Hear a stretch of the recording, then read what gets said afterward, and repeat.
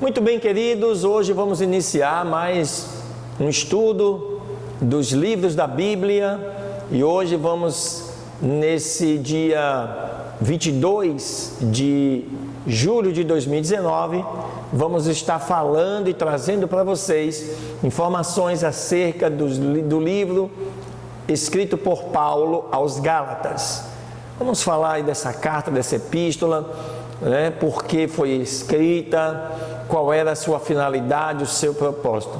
Fica ligado, não sai daí não, porque tenho certeza que quando você estudar o livro de Gálatas, a partir desta visão, muita coisa você poderá aprender. Deus abençoe, fica ligado.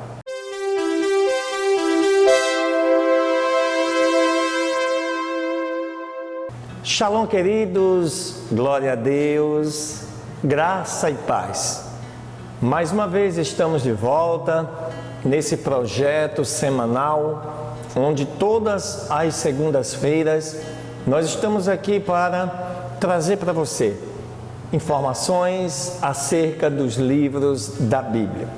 Essa é a 8ª semana e hoje nós vamos estar falando sobre o livro escrito por Paulo aos Gálatas. Muito importante, um dos livros assim que traz significados muito importantes para a vida do cristão nos dias de hoje. Gálatas, queridos, é a única carta que Paulo endereçou especialmente a um grupo de igrejas. A Galácia não era uma cidade, historicamente, mas uma reunião em uma região de algumas cidades da Ásia Menor, que incluíam diversas delas. Seu nome teve origem lá no século III a.C., quando uma tribo de pessoas da Gália migrou para este local. No século I, no tempo de Paulo, depois de Cristo, o termo Galácia era usado geograficamente para indicar essa região centro-norte da Ásia Menor, onde os gálios tinham se estabelecido. Politicamente, designava a província romana na parte centro-sul da Ásia Menor. Paulo, então, enviou esta carta para as igrejas dessa província da Galácia, uma área extensa que incluiu a cidade de Antioquia, Icônio, Listra e Derbe. Esse conjunto de cidades formavam esse grupo de pessoas da Galácia. Esse livro, escrito por Paulo aos Gálatas, data mais ou menos aí do ano 55, 56 da nossa era. Então Paulo fundou aí essas igrejas nestas cidades e ele as acompanhava, e esta carta deu a origem como instrução para os Gálatas. Os legalistas da igreja, chamados judaizantes, ensinavam que determinadas leis do Antigo Testamento ainda eram obrigatórias para os cristãos. Este foi talvez o maior entrave em que Paulo tenha enfrentado em todos os lugares. Porque existiam judeus que criam em Jesus, mas entendiam que todos os demais que também crescem para serem salvos tinham que cumprir a lei. Por quê?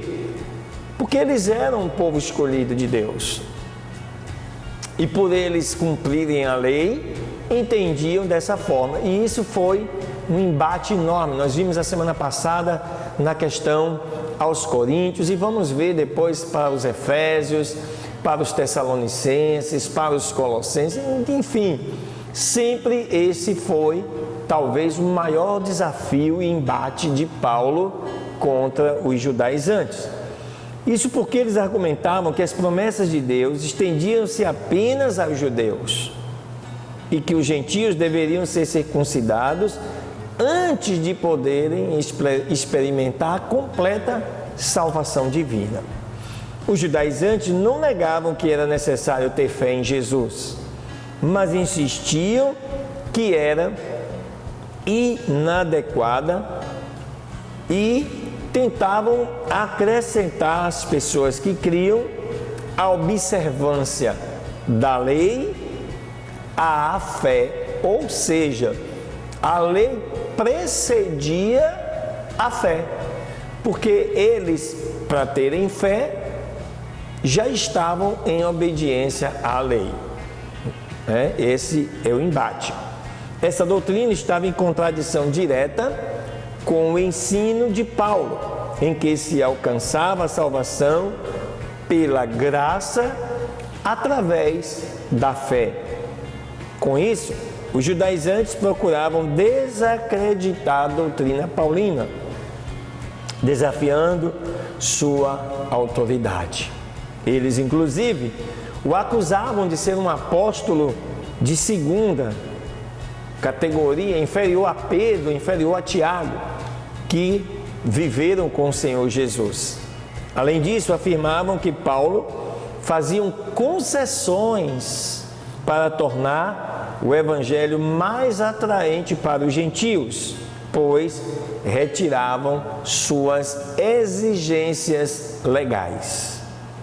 Paulo, então, reagiu, claro, com veemência a essa propaganda, vamos chamar assim, maldosa dos judaizantes, afirmando sua autoridade apostólica e explicando o evangelho da graça sempre através da fé.